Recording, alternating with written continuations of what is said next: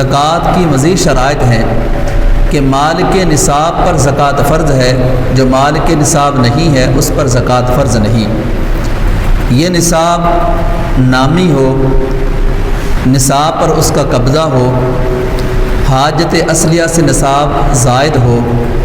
اور اس پر دین نہ ہو، پھر سال گزر جائے۔ اب مال کے نصاب کسے کہتے ہیں، یہ بڑی سمجھنے والی بات ہے۔ اس سبق پہ توجہ رکھیں گے تو انشاءاللہ بہت ساری الجھنیں آپ کی دور کر دے گا۔ اب مال کے نصاب پر زکوٰۃ فرض ہے، تو جب مال کے نصاب پر زکوٰۃ فرض ہے تو مجھے کیسے پتہ چلے کہ میں مال کے نصاب ہوں یا نہیں؟ یاد رہے، مال کے نصاب اسے کہا جاتا ہے کہ جس کے پاس 20 مسکال سونا، 52.5 تولے چاندی اور یا حاجت اصلیہ سے زائد کوئی ایسا سامان ہے جس کی قیمت 52.5 تولے چاندی کی قیمت کو پہنچ جاتی ہے، تو ایسا مرد ہے یا عورت ہے وہ مال کے نصاب ہے۔ پھر اس کو میں آسان کر دیتا ہوں، مال کے نصاب پر زکوٰۃ فرض ہے، جو مال کے نصاب نہیں اس پر زکوٰۃ فرض نہیں ہے۔ اب مال کے نصاب مرد ہے تو مرد پر زکوٰۃ فرض ہے، مال کے نصاب عورت ہے تو عورت پر زکوٰۃ فرض ہے، مال کے نصاب بیٹا ہے تو بیٹے پر فرض ہے، اور مال کے نصاب باپ ہے تو باپ پر فرض ہے۔ یہ صورت پائی جا سکتی ہے کہ بیٹا مال کے نصاب ہو اور اس کا باپ مال کے نصاب نہ ہو۔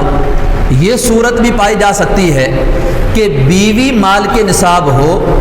اور شوہر مال کے نصاب نہ ہو۔ یہ صورت بھی پائی جا سکتی ہے کہ شوہر مال کے نصاب ہو اور بیوی مال کے نصاب نہ ہو۔ تو یہ جو رشتے ہیں،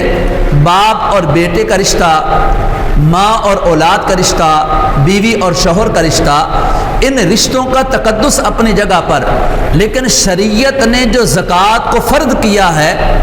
اس کے لیے باپ ہونا ضروری نہیں، بیٹا ہونا ضروری نہیں، مرد ہونا ضروری نہیں، عورت ہونی ضروری نہیں، بلکہ چاہے وہ مرد ہے یا عورت ہے،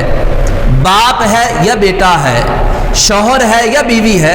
اگر مال کے نصاب ہوگا تو اس پر زکوٰۃ فرض ہوگی۔ اور یہ میں عرض کر چکا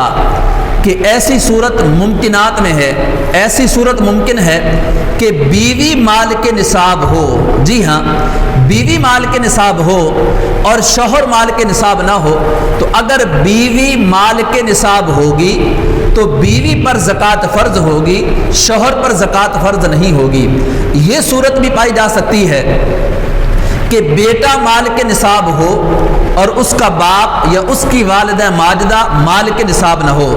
تو اگر بیٹا مال کے نصاب ہے تو بیٹے پر زکوٰۃ فرض ہوگی، والدین اگر مال کے نصاب نہیں ہے تو پھر ان پر زکوٰۃ فرض نہیں ہوگی۔